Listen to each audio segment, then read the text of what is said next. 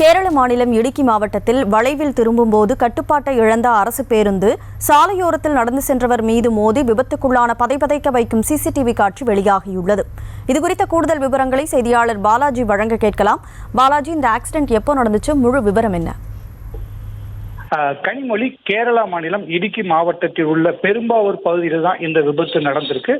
பெரும்பாவூர் பகுதியைச் சேர்ந்த பாதசாரி ஒருவர் சாலையின் ஓரத்தில் நடந்து சென்று கொண்டிருந்தார். அப்போது பார்த்தோன்னா சாலையின் வளைவில் எதிர் திசையில் ஒரு அரசு பேருந்து பயணிகளை முழுமையாக ஏற்றி கொண்டு வந்து சாலை வளைவில் திரும்பும் போது ஓட்டுநரின் கட்டுப்பாட்டை இழந்த பேருந்து பாதசாரி மீது பயங்கரமாக மோதியது. மோதிய வேகத்தில் பாதசாரி தூக்கி வீசப்பட்டு அருகில் இருந்த சரக்கு வாகனத்தின் மீது மோதினார். அந்த பேருந்து சரக்கு வாகனத்தின் மீது மோதியதில் சரக்கு வாகனம் கவிழ்ந்தது. இந்த விபத்தில் பாதசாரி சம்பவ இடத்திலே பரிதாபமாக உயிரிழந்தார். இந்த சம்பவம் தொடர்பாக பெரும்பாவூர் காவல்துறையினர் வழக்கு பதிவு செய்து விசாரணை நடத்திட்டு வராங்க. இந்த விபத்தின் சிசிடிவி காட்சிகள் தற்போது வெளியாகிருக்கு. கனிமொழி,